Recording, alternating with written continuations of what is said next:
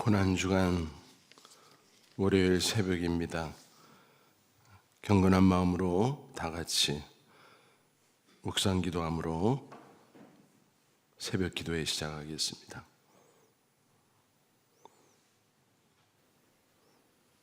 사도신경으로 신앙 고백합니다.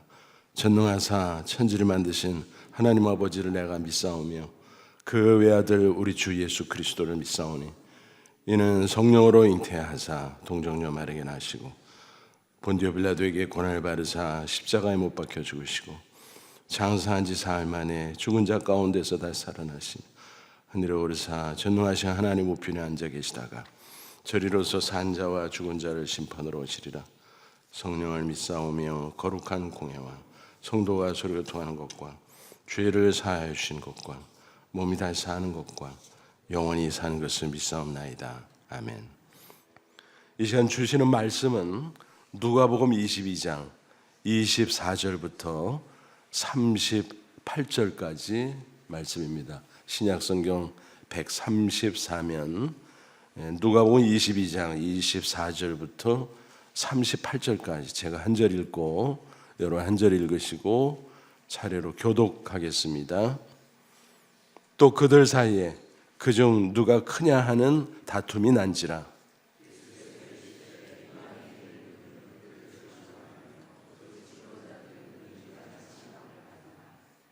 너희는 그렇지 않을지니 너희 중에 큰 자는 젊은 자와 같고 다스리는 자는 섬기는 자와 같을지니라.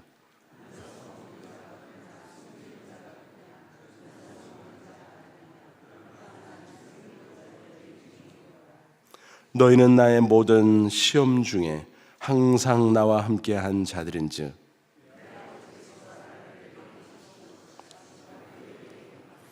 너희로 내 나라에서 내 상에서 먹고 마시며 또는 보좌에 앉아 이스라엘 12지파를 다스리게 하려 하노라.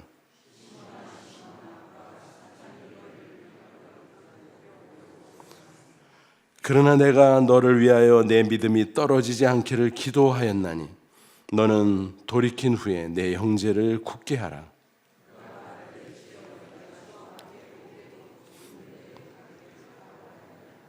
이르시되 베드로야 내가 네게 말하노니 오늘 닭 울기 전에 내가 3번 나를 모른다고 부인하리라 하시니라.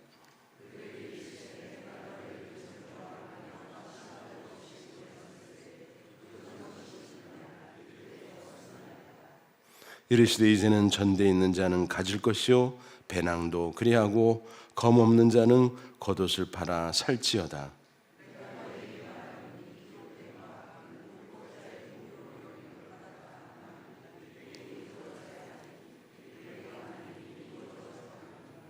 같이 읽습니다. 그들이 여짜오되 주여 보소서 여기 검 둘이 있나이다. 대답하시되 족하다 하시니라. 아멘. 고난주간입니다. 예수님의 십자가가 점점 가까우는 가운데 예수님께서 제자들과 최후의 만찬을 가지셨죠. 그 자리에서 있었던 이야기 오늘 본문 말씀에 나와 있습니다. 복음서마다 그 기록이 조금씩 차이가 있어요. 그거는 뭐가 맞고 뭐가 틀린다는 그런 의미가 아니라 복음서 기자의 관점에 따라서 강조점에 따라서 다양하게 기록된 거다 그렇게 이해하시면 되겠습니다. 그래서 사복음서를 비교하면서 종합하면 그때 그 자리에서 어떤 일이 있었나 또 예수님께서 어떤 말씀을 하셨나 하는 것을 우리가 살펴볼 수가 있습니다. 누가복음에서는 그 이야기를 아주 간단하게 그렇게 말씀하고 있습니다. 예수님께서 이제 성찬을 제정하시고 떡과 잔을 나눠주시고 이런저런 말씀을 하시는데 특별히 그들 가운데 어떤 일이 있었습니까? 분란이 있었습니다. 예수님께서 이제 앞으로 일어날 여러 일들을 이야기하는 가운데 또 그들이 예수님을 배반할 그 미래의 일이 있음을 이야기할 때 그들은 술렁이었죠. 예수님이 왜 우리를 떠나신다는 거야? 또 우리가 배반하다니? 그게 무슨 뜻이지? 베드로 같은 사람은 또 앞서서 다른 사람은 배반해도 나는 아니죠 라고 당당하게 이야기를 하고, 그러다 보니까 서로 갈등과 불화가 생겼습니다.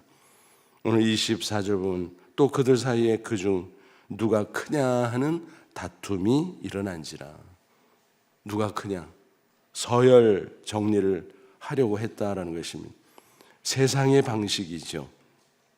예수님은 지금 코앞에 십자가가 있음을 바라보면서 얼마나 비장한 마음이시겠습니까? 하나님의 아들이지만 인간의 육신을 입고 있기 때문에 그 고통이라는 것이 굉장한 중압감으로 다가오고 있었을 것입니다.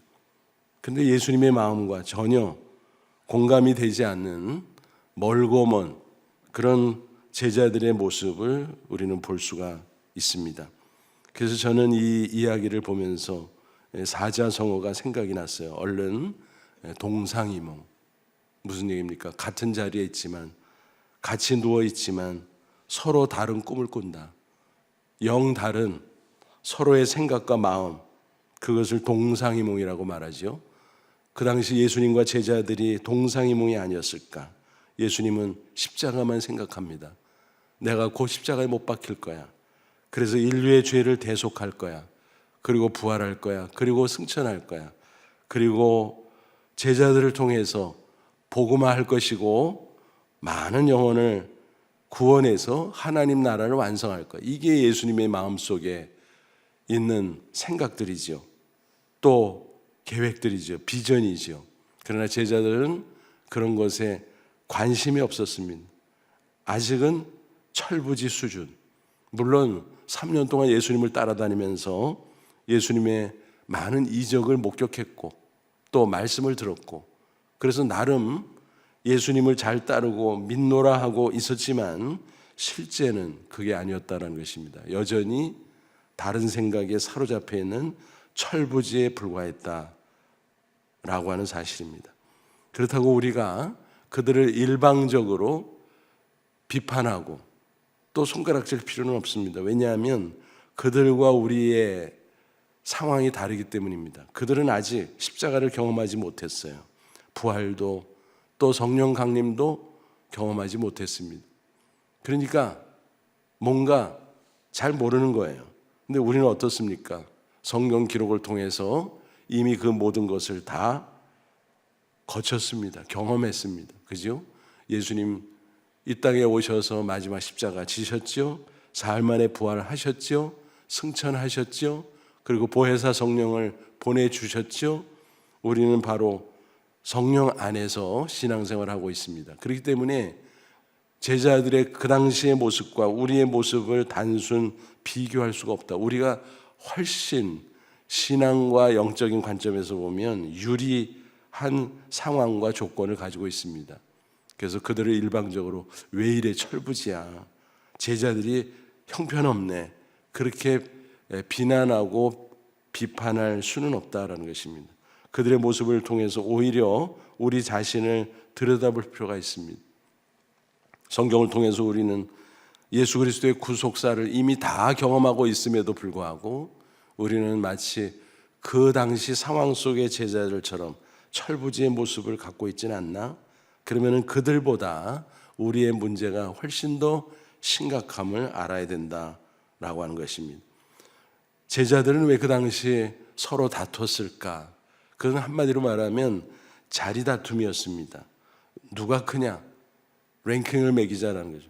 왜 그들이 랭킹을 매기려고 했을까요? 자리 때문이죠. 무슨 자리냐? 예수님이 가는 곳마다 인파가 차고 넘쳤습니다. 환호했습니다.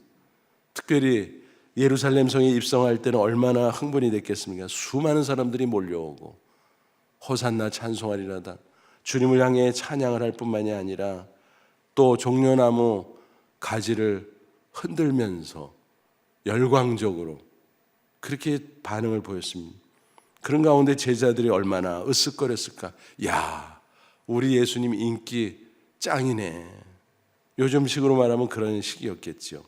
그러면서 그 당시에 이스라엘의 상황이 로마 제국의 식민 통치를 받잖아요. 백성들은 압제를 당하고 또 경제적으로 피폐하고 얼마나 많은 어려움들을 가지고 있었습니까? 병든 자도 많고 가난한 자도 많고.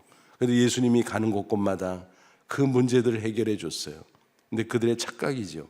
예수님은 십자가 지시는 게 최종적인 목표지.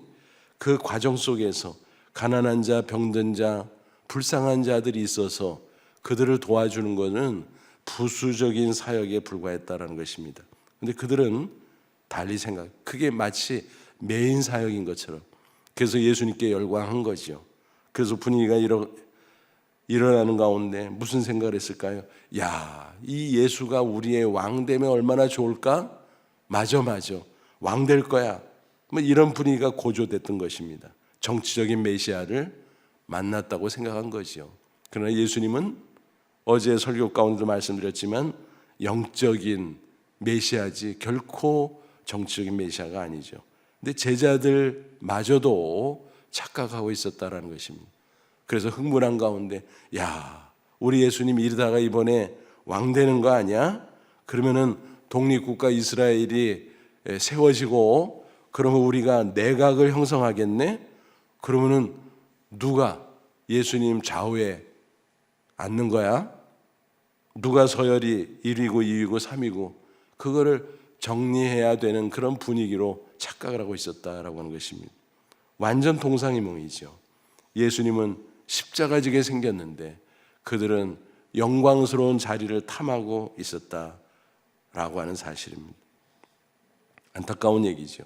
그래서 예수님께서 25절에 설명을 했어요. 야, 그거는 세상 나라의 이치고, 그래서 임금들, 주권자들, 그들은 세도를 부리고 군림하고 아랫사람들을 억누르고, 그거는 너희들이 추구할 게 아니야. 너희들은 하나님 나라의 질서대로 움직여야지. 26절 보니까 뭐라 그랬어요? 너희 중에는 큰 자는 젊은 자와 같고 다스리는 자는 섬기는 자와 같을지니라. 무슨 얘기예요? 물론 역할에 따라서 지위가 또 직책이 결정이 될 것입니다. 겉으로 볼 때 크고 작은 것이 눈에 띌 수도 있다라는 거예요. 그러나 큰 자는 젊은 자처럼 낮아지라는 거지요. 또 다스리는 자는 섬기는 자로 살아가야 된다. 그것이 하나님 나라의 질서라는 것입니다. 그러면서 예수님께서 이미 최후의 만찬 석상에서 본을 보여주셨습니다만 27절 뭐라 그래요? 앉아서 먹는 자가 크냐 섬기는 자가 크냐? 앉아서 먹는 자가 아니냐? 그러나 나는 섬기는 자로 너희 중에 있노라. 특별히 요한복음 13장에 그 장면이 잘 서술이 되어 있죠. 예수님께서 최후의 만찬 시작하기에 앞서서 제자들의 발을 씻어줬잖아요. 허리에 수건을 차고 대야에 물을 받아다가 제자들 그 더러운 발을 하나씩 씻어주지 않았습니까? 제자들은 깜짝 놀랐습니다. 왜냐하면 이스라엘 유대인 사회에서 그건 있을 수 없거든요. 선생이, 주인이 제자와 종의 발을 씻어준다? 있을 수 없는 그 질서가 아니거든요. 그들의 사회 속에서는. 그런데 예수님께서 그것을 흔든 겁니다. 파격이 일어난 거죠. 그들은 깜짝 놀라서 안 됩니다. 예수님께서 뭐라 해요? 내가 너희들의 발을 씻어주지 않으면 너희들은 나와 상관이 없느니라. 하나님 나라의 질서 속에 들어갈 수 없다라는 것입니다. 그래서 예수님은 오히려 그들을 섬겨주셨습니다. 이 말이 바로 그거예요. 앉아서 먹는 자가 크냐 섬기는 자가 크냐? 당연히 앉아서 먹는 자가 크다고 너희들은 생각하겠지. 그런데 나는 너희들을 섬기는 자로 있지 않느냐. 이게 하나님 나라 질서다. 그러니까 완전히 세상과 정반대의 모습이라는 사실을 예수님께서 말씀해 주셨습니다. 이때는 철부지 제자들이 뭔가 이게 잘 몰랐을 거예요. 그저 그들의 생각에는 자리 다툼만 있었을 거예요. 그러나 예수님께서는 계속 이런저런 교훈을 주면서 뭐라 그랬습니까?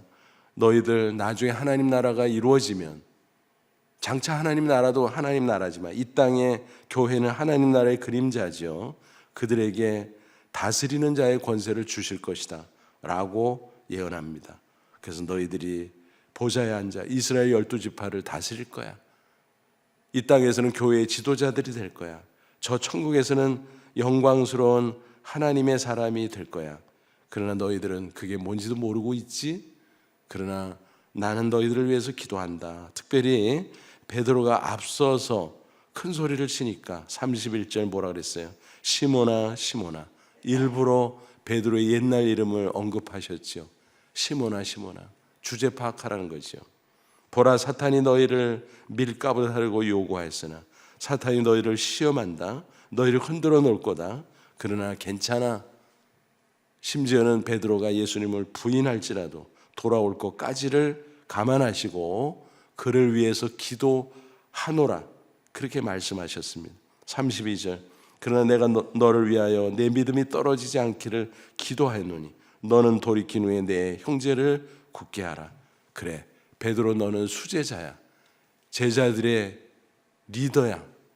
그러나 지금은 아니야. 지금은 철부지. 그러나 내가 너를 위해서 기도할 것이기 때문에 너는 앞으로 그렇게 아름답게 세워질 것이다. 그때 오늘 이 밤에 이 교훈을 꼭 기억하라. 베드로는 정말 그랬죠. 그래서 나중에 보면 다른 제자들도 마찬가지, 특별히 베드로는 수제자임에도 불구하고 적극적으로 먼저 섬기는 자로 변화된 이야기들을 우리는 성경의 기록을 통해서 알고 있습니다. 그러면서 35절 이하에 그들에게 경각심을 이제 불러일으켜 주셨어요. 너희들에게 시험이 올 거야. 내가 전도여행 모일 때 너희들 아무것도 가지지 않고 무전여행 가라 그랬지. 그러면 사람들이 너희를 다 섬겨주고 복음을 전하고 풍성한 열매를 맺는다 그랬지. 그런데 이제는 아니야. 사람들이 너희들에게 적대적으로 나올 거야. 그래서 너희들을 핍박하고 너희들을 공격하고 너희들을 짓밟고 그럴 거야. 그러면 너희들도 단단히 작정을 하고 또 당당히 무장을 해라. 그렇다고 비유적인 표현이지 실제로 검을 휘둘라, 그거는 아니에요. 어쨌든 그런 분위기 가운데 너희들은 정말 깨어서 기도하고 무장하고 그래서 섬기는 자의 삶을 계속 살아가라. 그럴 때 하나님 나라가 하나하나 이루어져 나갈 것이다 라고 말씀하셨습니다. 이 이야기를 보면서 우리는 예수님께서 하나님 나라 질서로 제시해 주신 섬김의 리더십을 우리가 볼 수가 있습니다. 높은 자라고 생각하면 더 낮아지라. 으뜸이 되고자 하면 마지막이 되라. 역설적인 얘기죠. 그래서 그런 얘기가 있어요. 십자가 정신으로 살 것인가, 십자군 정신으로 살 것인가. 기독교 역사 가운데 오점이죠. 그것도 큰 오점이죠. 십자가 전쟁은 성지탈환이라는 좋은 명분을 내걸었지만 오히려 곳곳을 다니면서 약탈하고 그래서 예수 그리스도의 영광을 가렸던 그 역사적인 오점, 십자군 전쟁입니다. 무력으로 진압하고 힘으로 누르고, 그것은 세상의 원리죠. 세상의 원리. 오늘날 교회와 그리스도인들이 착각을 하는 경우가 있어요.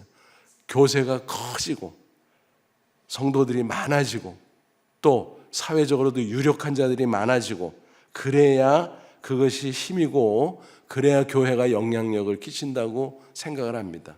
그러다 보니까 정치에도 관여하고 세력 다툼을 하고 권력에 기생하고 그러는 정신 나간 사람들이 얼마나 많습니까? 그는 그리스도의 길이 아닙니다. 그리스도의 길은 십자가 정신이에요. 십자가 정신은 뭡니까? 섬기는 것이고 희생하는 것이고 헌신하는 것입니다. 그것을 서번트 리더십이라고 하죠. 교회에서뿐만이 아니라 일상의 삶의 현장 가운데서도 그런 정신으로 살아갈 때 거기서 그리스도가 드러나고 거기서 영향력이 생기는 것입니다. 여러분, 세상 사람들은 우리가 생각하는 이상으로 아주 영리합니다. 다 판단하고 있습니다. 저 사람이 정말 예수를 제대로 믿는 사람인가? 저 교회가 정말 십자가 정신에 세워져 있는 교회인가? 아니면은 세상 사람과 똑같은 거 아니야? 세력 다툼하고 힘재기를 하고 키재기를 하고 또 크기를 자랑하고 그런 거 아니야? 우리는 우리 개인과 교회 공동체 가운데 어떤 정신으로 살아가고 있는가를 점검할 필요가 있습니다.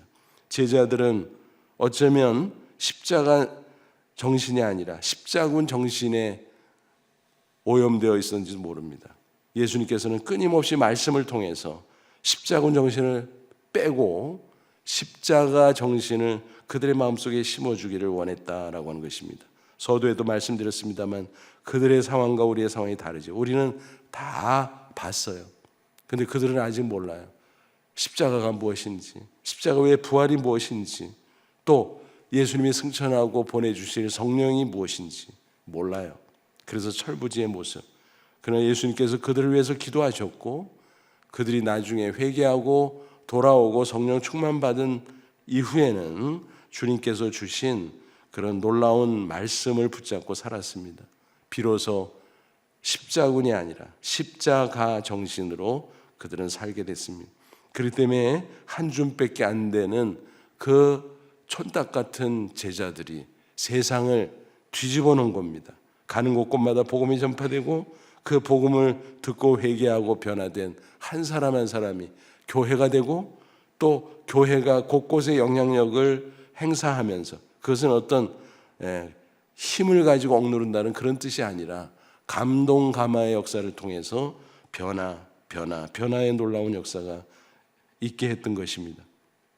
그것이 기독교 역사고 서양의 문화지요. 그러나 안타깝게도 이제 교회가 세력이 커지면서 십자가 정신의 십자군 정신으로 변화되면서 서양의 기독교가 쇠락의 길을 걷게 됐죠. 그래서 오늘에 이르게 된 겁니다. 최근에도 한 번의 신문을 보니까 그 유럽의 교회당 큰 것들이 골칫거리가 됐다. 그렇게 큰 교회당이 우뚝우뚝 세워졌고 그곳에 성도들이 가득가득 채워져 있었지만 세월이 흘러가면서 다 사라진 성도들 볼 수가 없다는 거예요. 그래서 어르신들만 몇 명 앉아있는 그런 형국, 그러다 보니까 교회당을 유지조차 할 수 없는 그런 안타까운 현실, 그러다 보니까 이제 팔려가는 거죠. 그래서 술집이 되고 술집으로 사들인 사람들은 일부러 조롱하기 위해서 재미로 그대로 둔다는 거예요. 심지어는 교회당을. 그래서 이쪽은 성가대석이었어, 거기다가 붙여놓고 여기는 강대상이었어, 여기는 안내위원들 석이었어, 그러면서 낄낄거리고. 여러분, 그렇게 기독교가 조롱당하는 이유가 바로 왜 그렇게 된 것일까? 십자가 정신으로 살지 않고 십자군 정신으로 살아서 세상을 지배하기를 원했지만 세상은 지배받지 않습니다. 세상은 성도와 교회에 대해서 기대하는 것, 그것은 그들을 감동시키기를 원합니다. 어떨 때 감동이 일어납니까? 예수님처럼 살아갈 때. 예수님은 바로 섬기는 자의 모습으로 앞서가셨습니다. 심지어는 당신의 목숨을 대속물로 주시기까지 섬기셨다라고 말씀하고 있습니다. 그래서 오늘 고난주간 첫날 그들 가운데 다툼이 일어났다. 누가 크냐? 우리는 그 말씀을 보면 동상이몽, 우리는 철부지의 마음이 아니라 이제는 철든 그리스도인의 모습으로 예수님의 마음을 공감하고 공유하고 우리는 십자가 정신으로 서번트 리더십을 발휘하면서 곳곳에서 살아야 될 줄로 압니다. 오래전 한 연극인이 초등학생들을 데리고 연극 무대로 올리려고 했어요. 그랬더니 학부모들이 유명한 연극이니까 너도 나도 아이들을 보냈습니다. 그런데 깨져버렸어요. 왜 그랬을까요? 다 주연을 하겠다는 거예요. 여러분, 연극을 하려면 다 주연하면 됩니까? 조연도 있어야 되고 엑스트라도 있어야 되고, 근데 다 주연하겠다는 거예요. 엑스트라 할 사람이 없는 거예요. 어떻게 연극 무대를 올릴 수 있겠습니까? 그래서 그 연극인은 실망한 가운데 그만두자, 그리고 해산을 했다라고 하는 것입니다. 해프닝으로 끝난 거죠. 그런 걸 보면서 세상의 현실, 근데 교회도 또 그리스도인들도 그런 모습으로 살아간다면 전혀 아니다라는 거죠. 그래서 섬기는 자로 또 정직하게 교회 안에서든 또 교회 밖에서든 그런 모습으로 살아가는 것이 주님께서 우리에게 기대하는 바다라는 것을 꼭 기억할 수 있기를 바랍니다. 10여 년 전 워싱턴 버지니아 그 근처에 있는 열린문 장로교회라는 교회에서 선교부흥의 강사로 저를 초청해 주셨습니다. 우리 교회가 이제 선교하는 것으로 소문이 나다 보니까 그 교회는 동부에서 굉장히 큰 교회, 손꼽히는 그런 교회인데 선교를 너무너무 잘하는 교회였어요. 그 당시도 이미. 그런데 저를 초청해서 함께 며칠 말씀을 나누는 가운데 오히려 제가 큰 은혜를 받은 적이 있었습니다. 한 번은 새벽 기도를 끝나고 이렇게 복도로 나왔는데 장로님이 앞치마를 두르고 왔다 갔다 하시더라고요. 그래서 아니 장로님 웬일이세요? 그랬더니 담당하는 집사님이 있는데 이 양반이 기도하는지 나오질 않네. 그래서 그냥 뭐 급한 김에 내가 뭐 앞치마 두르고 해야죠. 곧 나오겠죠. 그러고 막 웃으시더라고요. 그래서 서번트 리더십이 살아있는 교회구나. 여러분 우리 교회도 그런 교회인 줄로 믿습니다. 그런 부분이 미진하다면 우리는 그런 방향으로 교회 공동체가 세워져야 될 줄로 믿습니다. 또 교회 밖에서도 마찬가지예요. 사업을 하든 직장 생활하든 또 어디서 있든지 그런 서번트 리더십을 발휘할 때 하나님께서 크게 축복해 주시는 줄로 믿습니다. 일본 교토에 가면 MK 택시가 있어요. 제일교포 형제가 크리스찬들인데 60년에 택시 열대로 창업을 했어요. 근데 지금은 큰 기업으로 성장했죠. 그 비결이 뭘까? 서번트 리더십이었다고 말합니다. 그래서 경영 방식이 섬김의 섬김. 그래서 사업주는 기사들을 섬겨주고 기사는 기사들끼리 서로 섬기고 선배니 후배니 그래서 서열 다툼하는 것이 아니라 서로 섬겨주고 또 기사는 고객들을 섬겨주고 요금도 10% 깎아주고 서비스는 최상. 잘 될 수밖에 없죠. 그래서 그 기업이 큰 기업으로 발돋움하게 되고 지금도 섬김의 정신으로 그 사업을 운영하고 있다는 이야기를 들은 적이 있습니다. 그렇습니다. 여러분 세상 사람들 다 알아요. 뭐가 옳은지. 그래서 우리 그리스도인에게 기대하는 바가 있고 교회에 기대하는 바가 있다는 것입니다. 그들에게 보이기 위해서가 아니라 주님께서 가셨던 그 길이기 때문에 우리는 그 길을 따라가는 것입니다. 아무쪼록 이 고난주간 내내 누가 크냐 서열 다툼을 했던 제자들의 철부지 모습과 십자가를 향해 뚜벅뚜벅 가셨던 섬김의 앞선자 예수 그리스도 생각하면서 우리는 이제 더욱더 성숙한 그런 섬김의 리더로 나아가야 될 줄로 믿습니다. 그래서 우리 자신이 변화되고 가정이 변화되고 교회가 변화되고 또 우리들의 그 은밀하지만 가장 강력한 영적 영향력으로 이 세상이 변화되는 놀라운 역사가 있기를 간절히 축원합니다. 기도하겠습니다. 이 말씀 붙잡고 잠깐 기도하자. 하나님, 그렇습니다. 예수님께서 걸어가셨던 섬김의 길, 제자들의 발을 씻어주셨고 당신의 목숨을 대속물로 내어주사 십자가에 죽으셨고 그리고 지금도 성령을 통해서 우리를 섬겨주시고 이끌어주심을 믿습니다. 우리도 주님 뒤따라가 서번트 리더의 길을 가게 하옵소서.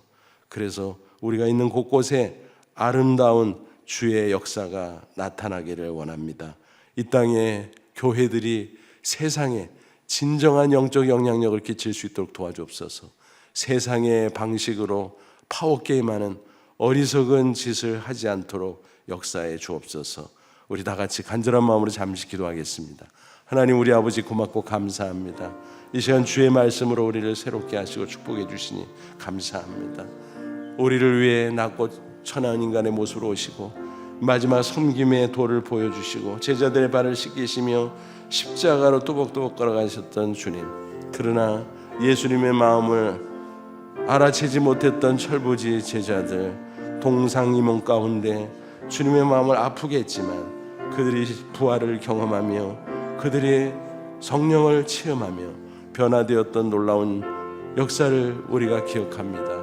그 모습으로 인해서 복음의 놀라운 역사가 나타나 곳곳이 복음화되는 일들이 있었습니다. 그러나 어느덧 복음의 영향력이 식어지고 유럽이 세속화되고 또 복음이 세계로 퍼져가고 있지만 교회가 왕성한 지역들이 오히려 쇠퇴하는 그런 안타까운 모습들을 봅니다.